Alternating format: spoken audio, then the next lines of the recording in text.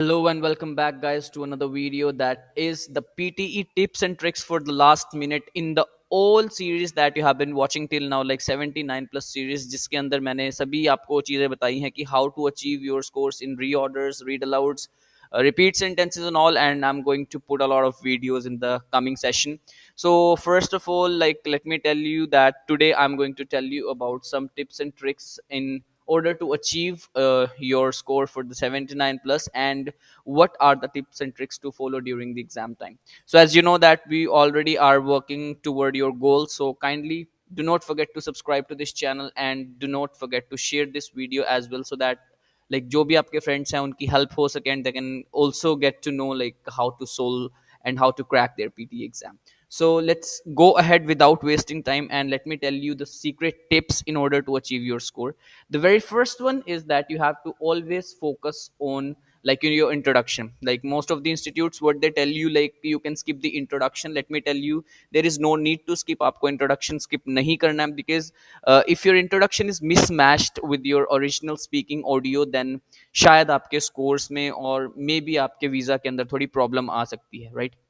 So always start with a nice and sweet introduction. Never keep it too long and never keep it too short. Just simple and sweet introduction with your loud voice, क्योंकि आपकी same voice match करनी चाहिए आपके speaking exam के अंदर, right? So you can definitely check some questions that I've already put in there. अगर आपको still introduction questions चाहिए, you can DM me on my number and I'll be definitely helping you out for that.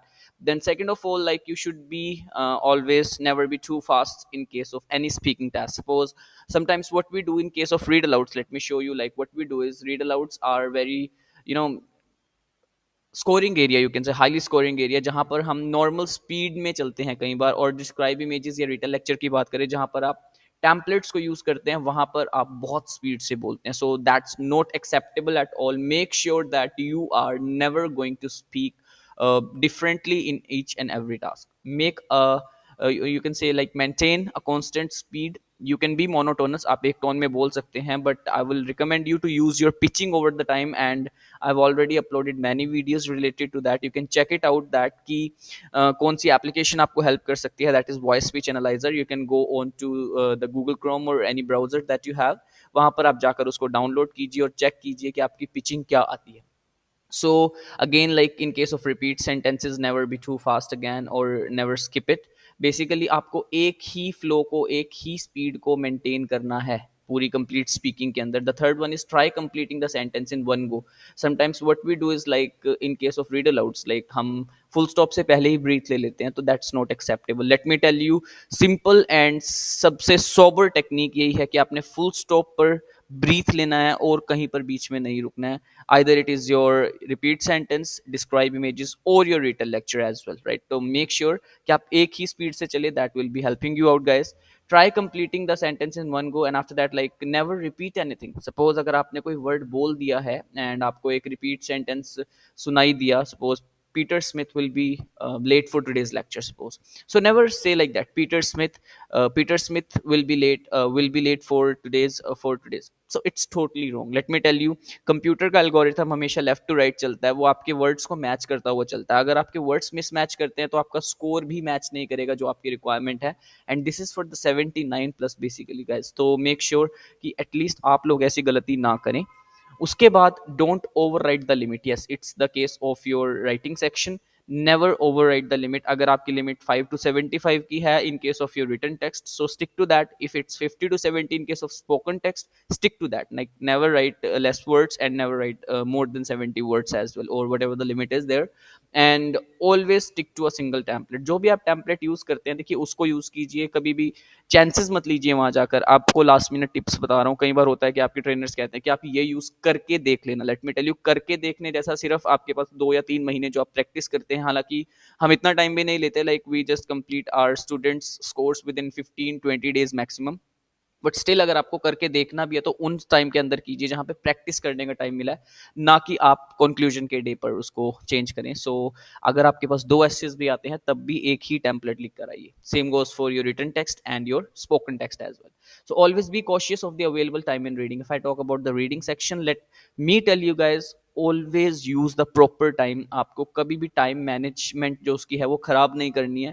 मतलब ऐसा नहीं कि reading writing blanks पर आप ज़्यादा टाइम ले लें और सिंगल आंसर्स पर आपने लाइक उससे ज़्यादा टाइम ले लिया और रीडिंग ब्लैंक्स को बिल्कुल भी टाइम नहीं दिया। जो ज़्यादा स्कोरिंग एरिया है उसको थोड़ा एक्स्ट्रा टाइम दे सकते हैं, बट आप कंप्लीट करें कैसे कोई भी लाइक उसके अंदर टास्क मिलती है 2.5 मिनट्स मैक्सिमम, लाइक 2.5 मिनट के अंदर आप उसको कंप्लीट कर सकते हैं। और always remember that grammar is must in case of your at least writing and the reading section, क्योंकि आपको ग्रामर की नॉलेज होना बहुत ज़रूरी है। नोट आई एम सेइंग कि आपको ग्रामर लिख कर दिखानी है वहाँ पर, बट आपको पता होना चाहिए कि हाँ ग्रामर मेरी ज़रूरी है।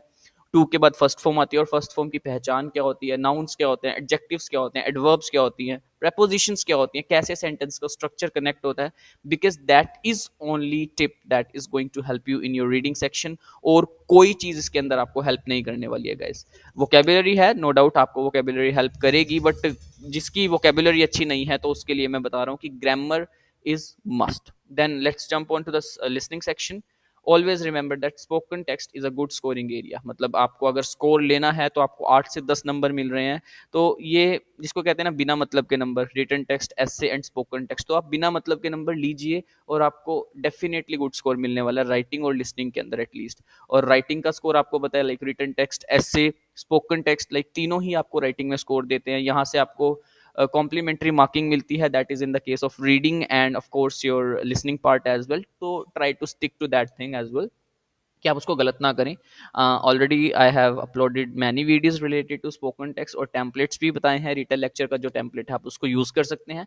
And always listen to concentrate, मतलब लिसन करें कॉन्सेंट्रेट करने के लिए, ना कि जस्ट आप उसको ऐसे ही सुन रहे हैं और वो वर्ड्स बोलकर जा रहा है। Listening is all about concentration. Let me tell you, अगर आपकी कॉन्सेंट्रेशन, जिसको कहते हैं सावधानी हटी तो दुर्घटना घटी, अगर आपकी सावधानी वहां से खराब हुई guys, let me tell you definitely आपको वहां से ऑडियो प्लेबैक नहीं होगा उसका, बिकॉज इट्स नॉट रीडिंग जिसको आप पढ़ सकते हैं अगैन एंड अगैन। एक बार चला गया तो उसका कुछ जाएगा नहीं, हमारा कुछ रहेगा नहीं। तो make sure that you are always going to concentrate while listening. Never lose like single mark, let me correct this spelling, never lose single mark even, जैसे कि single answers, multiple choice, select missing word. जैसे मैंने example दिया, सचिन अगर 99 पर out हो जाता है तो उसको पता है कि 99 पर आउट होना कैसा होता है। अगर आपका स्कोर 50 की रिक्वायरमेंट का है तो आपका 49 स्कोर आता है, तो आपको बहुत बुरा लगने वाला गाइस जो यूकेवीआई के लिए प्रैक्टिस कर रहे हैं। And if I talk about any other criteria, suppose like 78 आपका स्कोर आता है और 79 की रिक्वायरमेंट थी, तो उन मार्क्स को आपने अचीव करना है सिर्फ आपके जो multiple choice, single answer, select missing word और जो भी आपके पास मोर देन वन या फिर हाईलाइट करेक्ट समरी होती है। Care about the plurals in case of obviously your writing section, and apart from that you can say like your dictations, and most importantly in case of your listening blanks। अगर आप वहाँ पर S या E S डालकर आ जाते हैं बिना मतलब से, अगर उसने दिया नहीं है तो आपका स्कोर वहाँ पर नहीं मिलेगा, चाहे आपकी स्पेलिंग कितनी भी अच्छी है। And last but not least, always remember guys, like always use a period. In case of period means like full stop, whenever you are doing your written text, always put a full stop at the end। when you are doing your essays में हर एक line खत्म होने के बाद आपको full stop रखना है, क्योंकि अगर फुल स्टॉप नहीं रखेंगे तो कंप्यूटर को वो चीज़ समझ नहीं आएगी कि आपने यहाँ पर सेंटेंस को रोका है, right. Same goes for spoken text. Spoken text में भी आपको सेम चीज़ यूज करना है, हर एक लाइन के बाद पीरियड रखना है। Last but not least, it's your dictations, जो सबसे ज़्यादा स्कोर देता है आपको राइटिंग और लिसनिंग के अंदर। तो वहाँ पर आपने अगर फुल स्टॉप नहीं डाला तो आपके बिना मतलब से मार्क्स कट जाते हैं, जिसको कहते हैं, right. Make sure that you are going to always use these tips, at least no, these are not tricks, let me tell you, these are the tips that I can use during the exam time। so obviously I have mentioned it as the tricks because tricks grammar के अंदर use होती हैं, but in tips को आप ज़रूर याद रखेंगे। definitely they will help you out in scoring a good score in your PT section। and this is not a hard nut to crack, like let me tell you guys, it is basically a single computer exam। Computer को आपने trick करना है कुछ tips के according. So please do not forget this tips, and always remember to share the videos that I am telling you guys, because these video are going to help a lot of guys जो आपके friends हैं, relatives हैं, जो भी like PT exam करना चाह रहे हैं तो उनको हेल्प हो जाती है। तो आप प्लीज़ इस वीडियो को ज़रूर शेयर कीजिए, या जो भी आपको वीडियो पीछे अच्छी लगी तो उसके ऊपर कमेंट्स भी कर सकते हैं। आपको नेक्स्ट वीडियो किस चीज़ से रिलेटेड चाहिए, I'll be definitely posting that out। so that's all for today's video guys। please make sure that you're also going to subscribe to this channel। and last minute tip, always आपको एक चीज़ ध्यान रखनी है कि breathing को ध्यान रखें अपने फुल स्टॉप्स के टाइम पे। आई मीन जब आप स्पीकिंग करते हैं तो फुल स्टॉप पे हमेशा ब्रीथ लें। ब्रीथ लेने से आपको एक पॉज भी मिल जाता है और एक सांस भी मिल जाती है, अदरवाइज आपका सांस बीच में टूट जाता है। तो thank you so much guys and have a good day.